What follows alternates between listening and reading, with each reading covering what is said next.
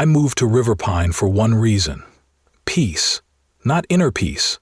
Not world peace. Just peace. From people. No more night ops. No more classified contracts. No more cities with sirens and neighbors who think boundary is just a suggestion. I bought a modest house at the far end of a cul-de-sac, surrounded by retirees, overwatered lawns, and enough porch flags to qualify as a miniature embassy row. It was perfect, quiet, predictable, boring. The dream. All I wanted was to fix motorcycles in my garage, enjoy the silence, and maybe teach my Roomba to do basic perimeter sweeps in its downtime. That was before the clipboard invasion. Her name was Cynthia. OH President, self-appointed guardian of aesthetic purity. Karen, too, only younger, faster, and running on cold brew and passive aggression. She introduced herself on day one with the smile of a used car salesperson and the voice of someone who once scolded a child for using sidewalk chalk too enthusiastically. "Welcome to Riverpine," she chirped, handing me a laminated brochure titled Visual Harmony and You. Then, without breaking eye contact, she measured my mailbox. Not metaphorically, literally. Tape measure. 3:42 p.m. That should have been the red flag, but no, I waved, tried to play nice. I even complimented her HOA-issued windbreaker. Big mistake. See, when you've spent years building defense systems for places the government denies exist, you develop instincts. I should have trusted mine when Cynthia side-eyed my garage like it was hiding nuclear secrets, and not just a 3D printer and a tactical coffee grinder. But here's the thing. In places like Riverpine, you can't just disappear. The more you try to blend in, the more you stand out, especially when your garage hums like a polite power station and your lawn edges are too precise. And just like that, peace? Gone. Replaced by weekly notices taped to my door with phrases like aggressively neutral exterior lighting and potential unauthorized symmetry. That was just the beginning.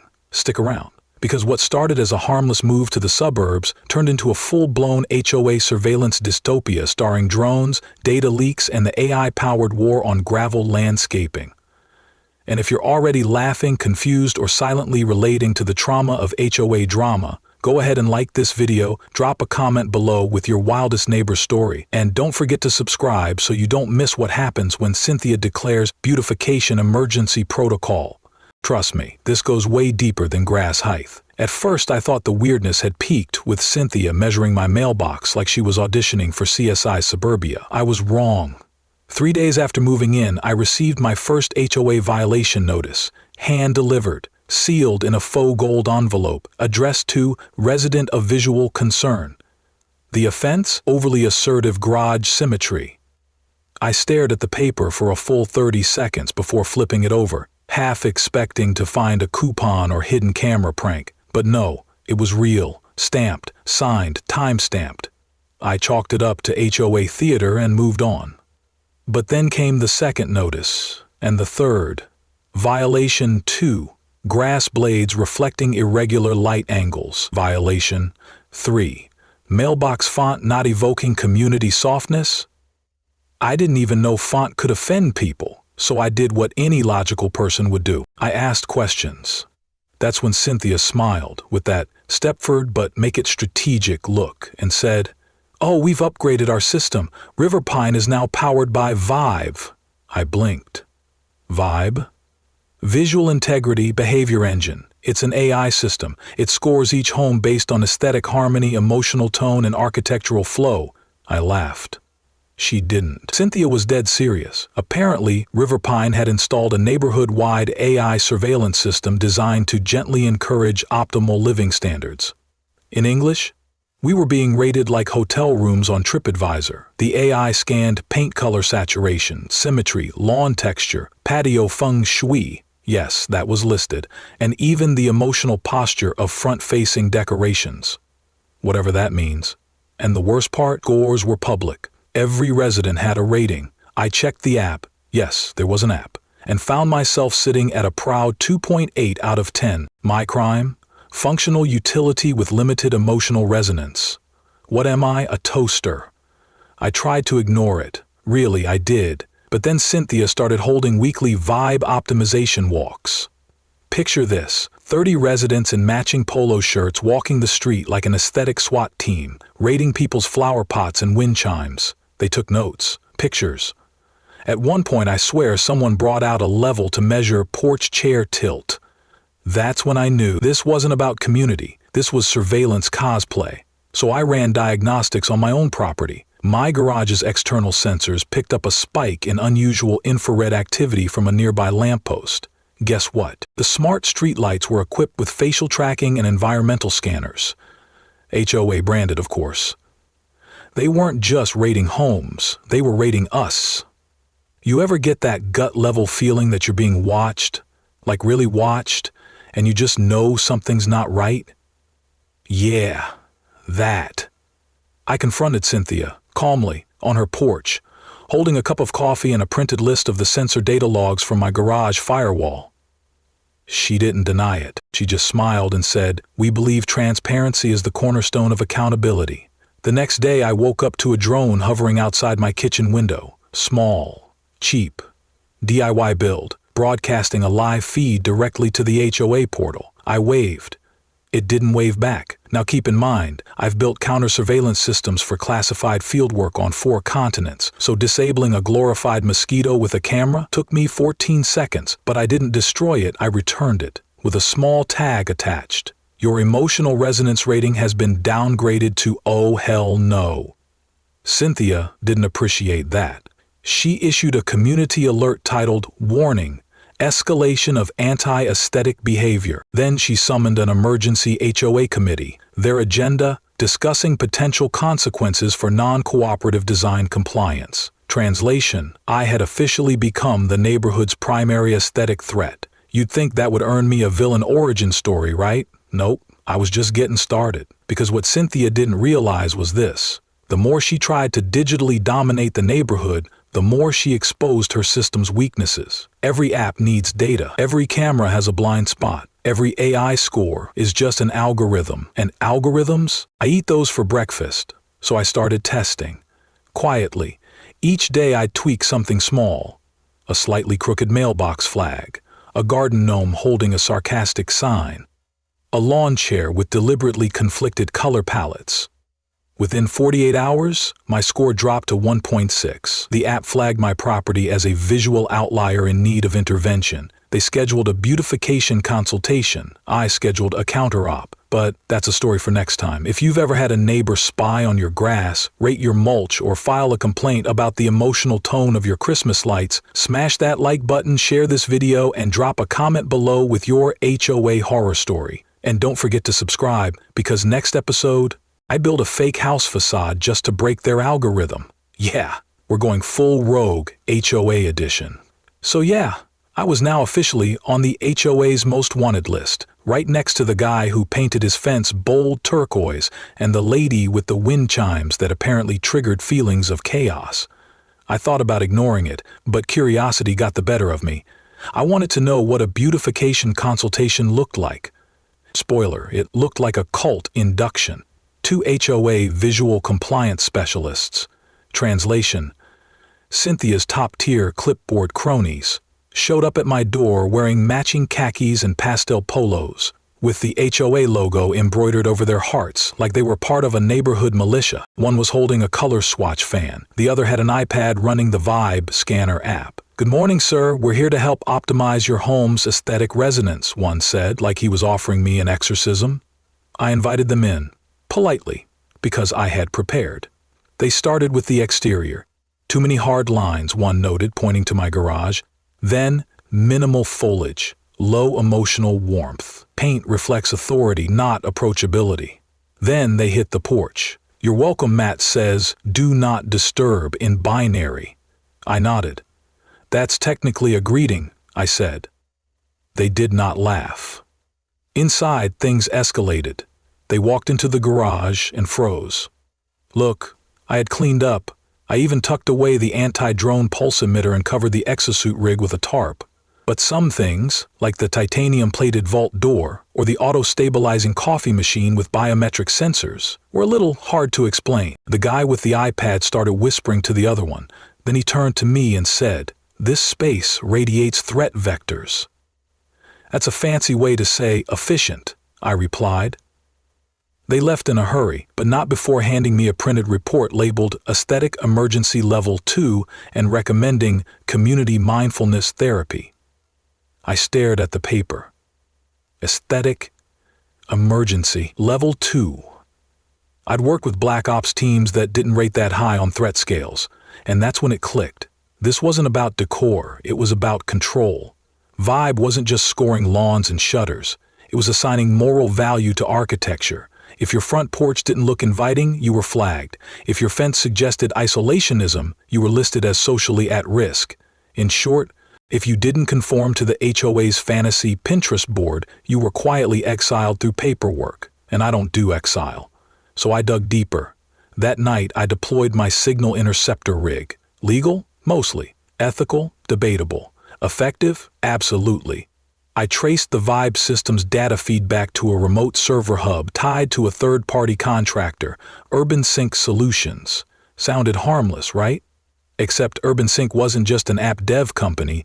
They were a data broker, which meant every house scan, every aesthetic rating, every picture of someone's hydrangeas, they were all being harvested, packaged, and sold, probably to ad agencies or some creepy startup that wants to match your mood to your patio furniture. Cynthia had turned the HOA into a surveillance arm of corporate data mining, and nobody knew, well, almost nobody. I called Carr, my neighbor, retired Air Force, spends 90% of his time recording raccoons and suspicious package deliveries with a fleet of ring cams and thermal sensors. I told him what I found. His response? Finally. I've been waiting for this to become an op. Together we started Operation Gome Watch. Step 1. Confirmation.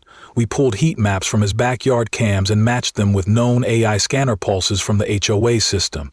Bingo. Confirmed active surveillance at multiple points on the block. Step 2. Alert the neighbors. Quietly, subtly, through code.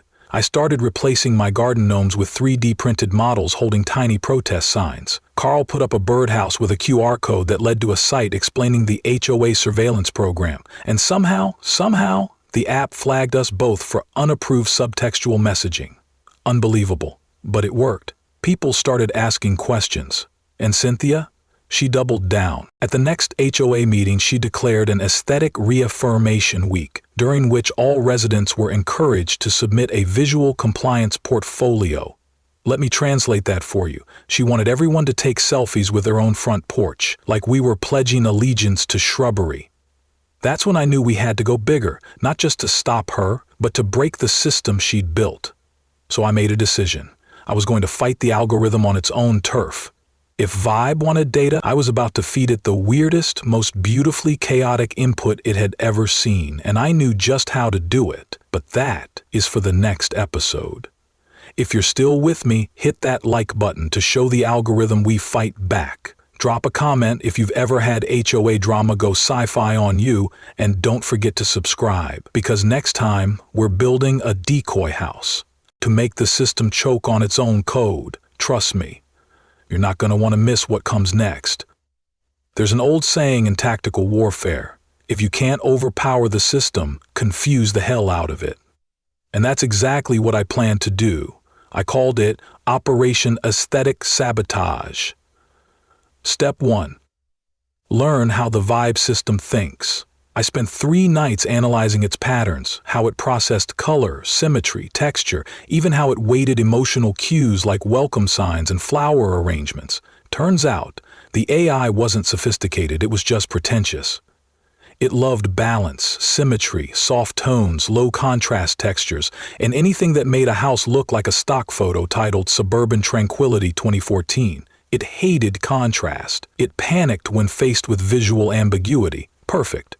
So I gave it ambiguity in high definition. I started small, my mailbox. I repainted it, twice. One side matte white, the other chrome black. The flag, neon pink. The post, checkerboard. Vibe short-circuited. My score dropped to 0.9, then mysteriously rebounded to 2.3 the next day.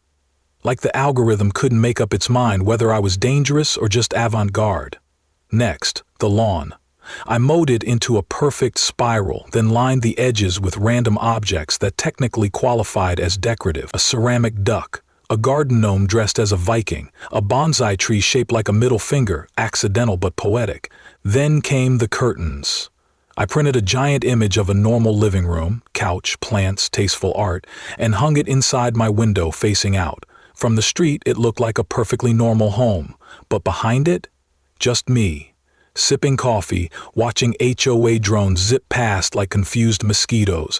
It wasn't just chaos, it was curated chaos, weaponized confusion, and then came Cynthia's response. She rolled out aesthetic alert level red, because apparently I was emotionally destabilizing the cul-de-sac. She deployed 2 Harmony Marshalls to my lawn with measuring tape and clipboards. They stood there for 20 minutes debating whether my bonsai qualified as intentionally combative.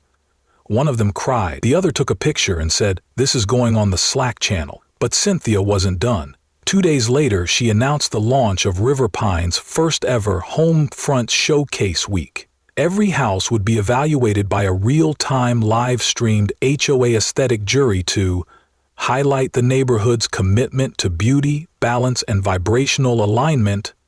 Translation: cameras everywhere. She set up a live-stream tent at the park with a 3-monitor command rig like she was hosting a suburban version of the Hunger Games. Residents walked by nervously, adjusting their potted plants like they were about to be executed by Pinterest judges. Cynthia even brought in a guest consultant, an aesthetic counselor who once worked on a reality show about feng shui failures. He wore all beige, no irony. Naturally, my house was up first. I didn't panic. I smiled, because I'd been preparing for this moment all week. The night before, I activated my countermeasure. I called it the mask. At exactly 6 a.m., my house underwent a full visual transformation. Thanks to a series of motorized panels, retractable window screens, and a fog machine for mood. By 6:03 a.m., my home resembled a modernist art installation inspired by post-capitalist existential dread. The paneling shimmered, the lights pulsed in slow intervals. One window played a looping video of abstract clouds drifting over IKEA furniture. It was a masterpiece. The HOA drone hovered overhead, paused, wobbled, then crashed into my neighbor's bird bath. The live stream stalled. Cynthia panicked. She showed up 10 minutes later, breathless and furious, clutching a laminated emergency visual order form that I'm 99% sure she printed at Staples that morning. "You're destabilizing the showcase," she shrieked. "This isn't art, this is sabotage." "Exactly," I replied and closed the blinds.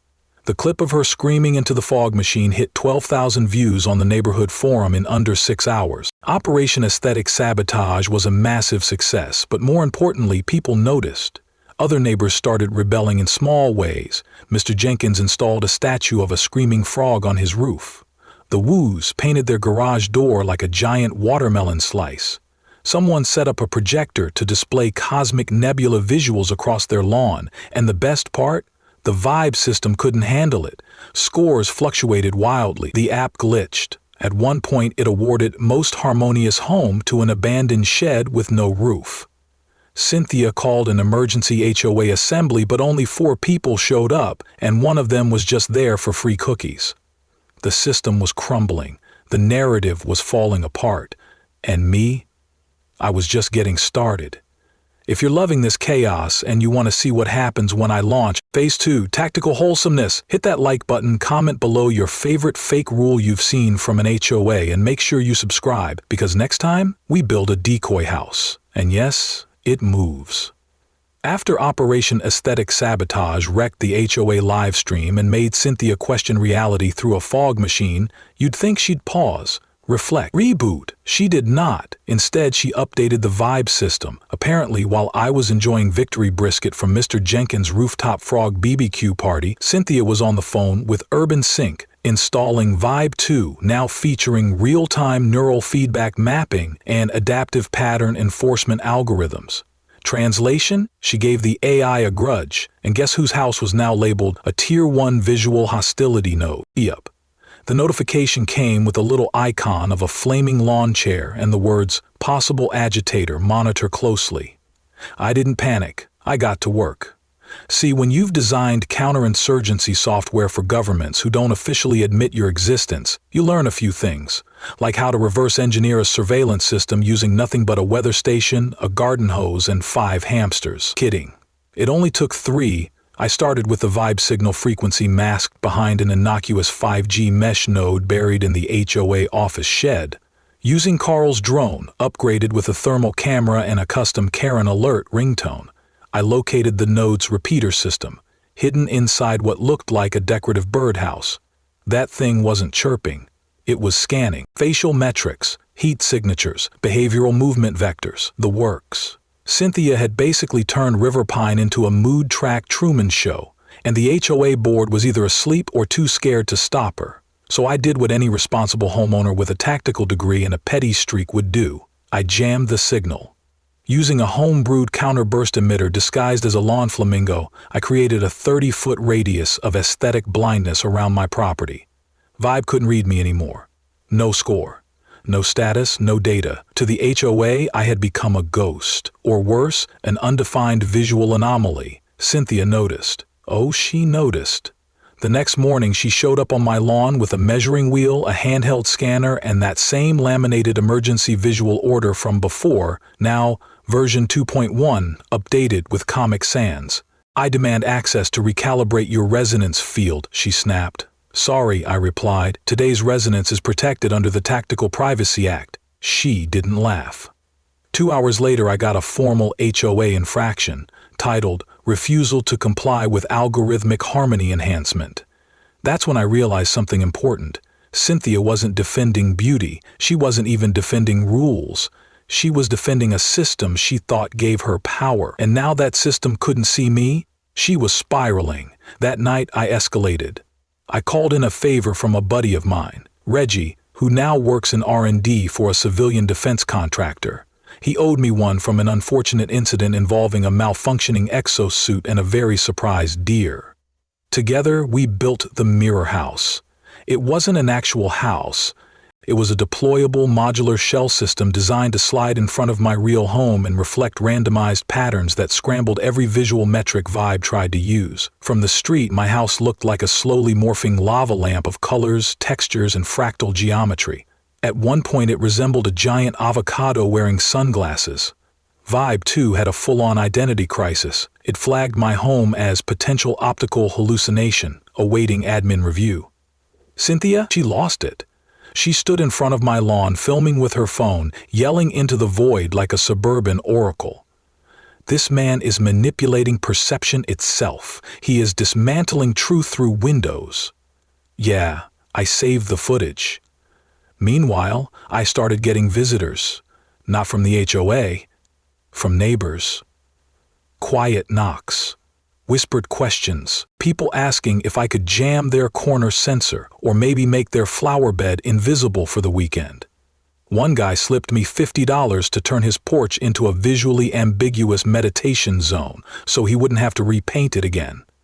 I didn't charge anyone, not yet, but I made note of who came, because it wasn't just rebellion anymore. It was recruitment. The HOA had pushed too far, and now the neighborhood was pushing back. That's when Cynthia made her final move. She updated the HOA guidelines, again, and snuck in a clause titled Enforcement Clause 12.4, Permission to Audit Non-Compliant Properties via Proxy Scanning.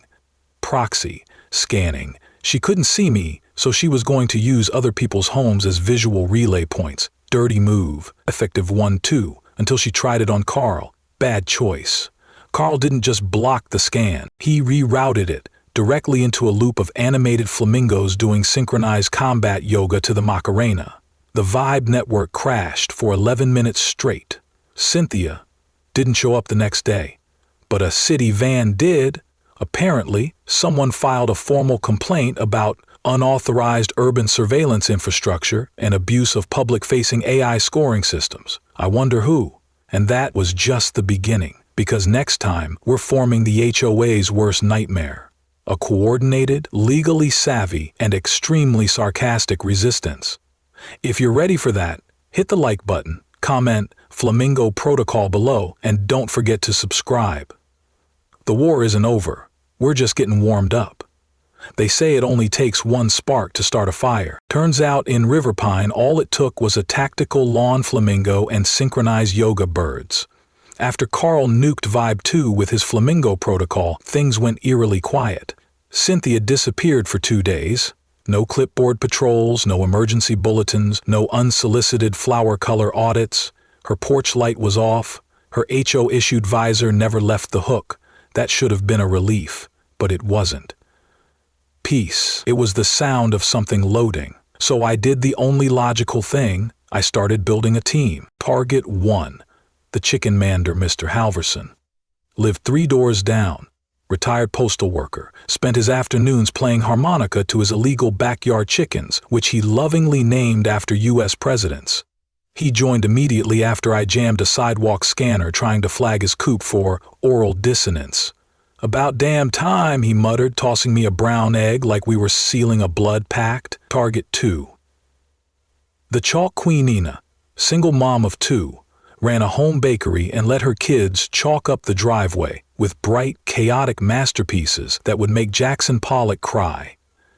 Cynthia once fined her for visual overstimulation of pedestrian walkways. Nina's revenge?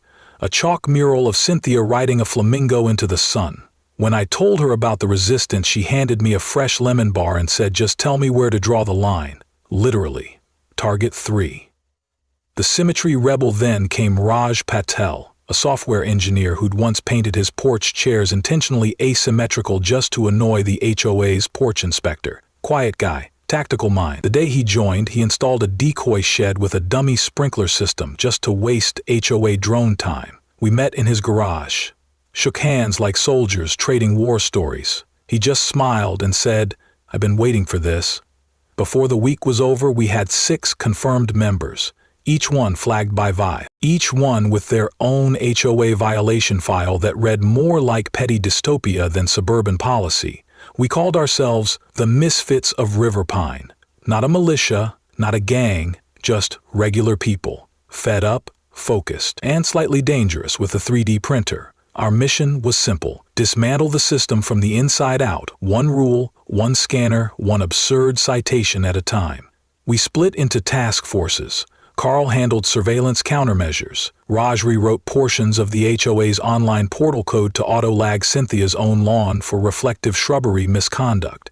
Nina chalked protest art in legal gray areas, public sidewalks, HOA park benches, even the curb in front of Cynthia's house. Free the shrubs. Meanwhile, I built the booth. It looked like a lemonade stand, but inside, it was a fully functional mobile command center with a fake HOA help desk screen up front and a VPN-protected hotspot plus drone jammer rig hidden in the back. We set it up at the community market. Cynthia's loyalists passed by and scoffed, but others stopped. Quietly, cautiously, one by one they stepped up and whispered the same thing. "I'm tired of pretending my mailbox has emotional warmth. Can you disable the driveway scanner just once? I have a date coming over. I think my lawn's being gaslit." We didn't promise miracles. We gave them options.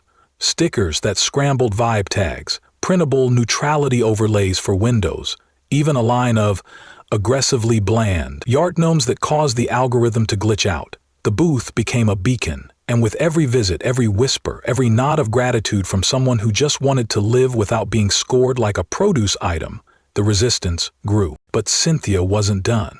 When she re-emerged, it wasn't with a megaphone. It was with a new campaign. Reclaim the Order. Branded shirts, QR-coded flyers, a full-color HOA newsletter accusing our group of coordinated visual anarchy and cultural destabilization through color theory. I kept one of the flyers, framed it actually, right next to the original, Aesthetic Emergency Level 2, Notice My Trophies. But here's the thing, for the first time ever, Cynthia wasn't feared. She was laughed at. People had seen the cracks, heard the glitches, felt the power of saying no, and that's all it took. One by one, residents started pushing back, not loudly, but smartly. No more porch conformity, no more mailbox shame. Some even turned off the HOA app completely. And Cynthia, she saw it all slipping away. But she had one more move left, one last card in the deck, and we were ready for it, because next time she comes for our homes, and we show her what happens when HOA meets DEF CON. If you're still watching, you know what to do.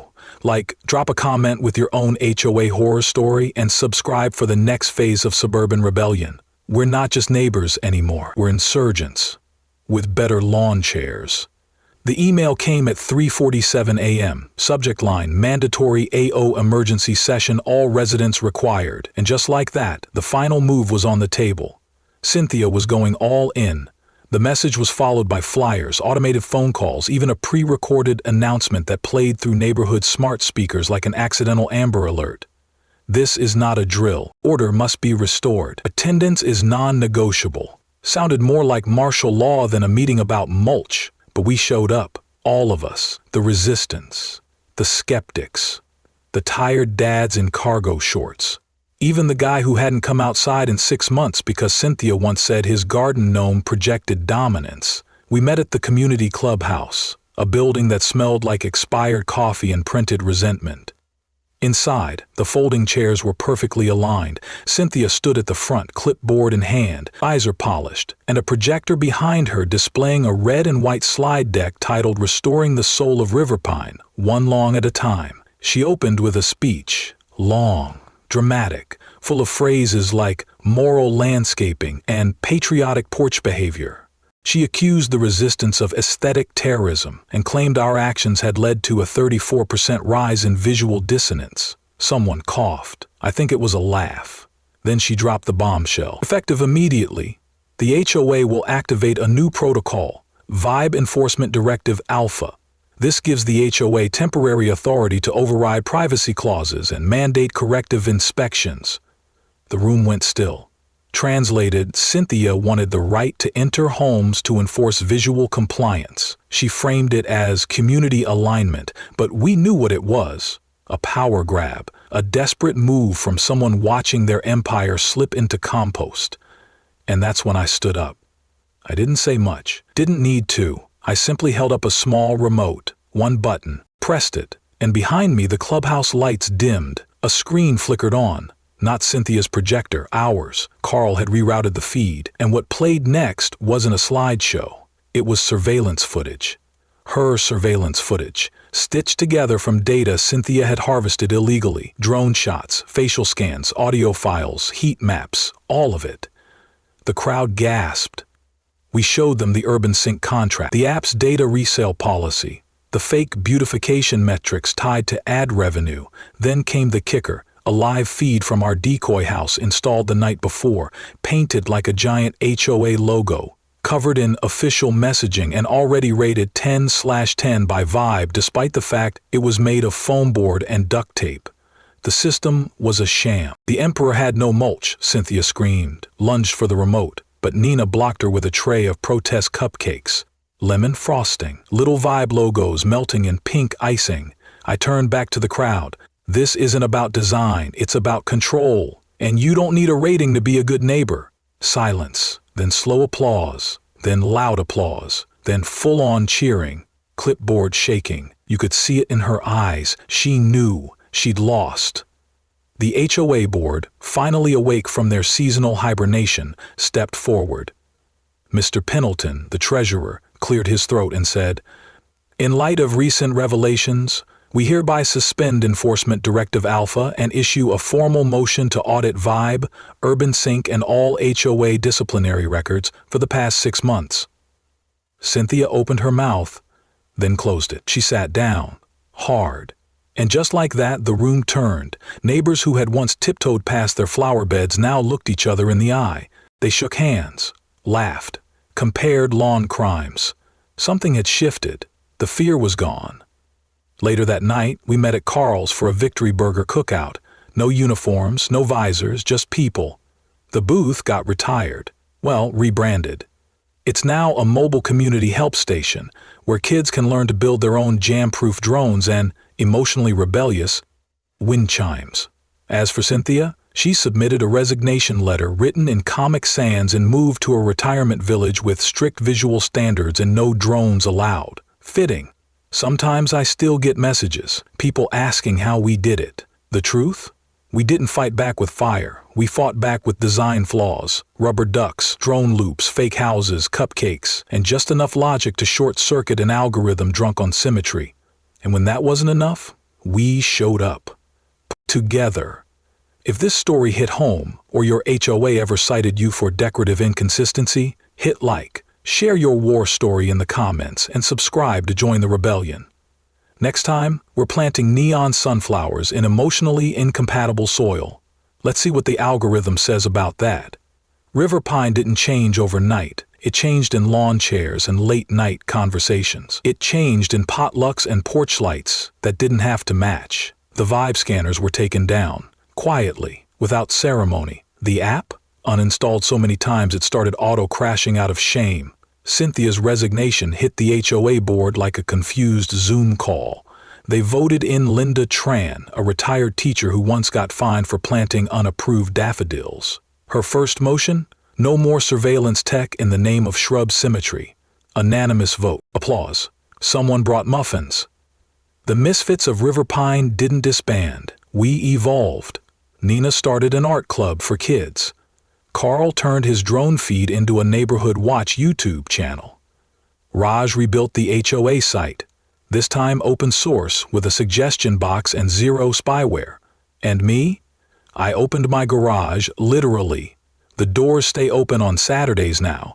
Neighbors swing by curious about tactical coffee makers or how to laser-proof a mailbox. We talk tech, barbecue, swap bad HOA stories and laugh a lot. Funny thing is, I came here to disappear.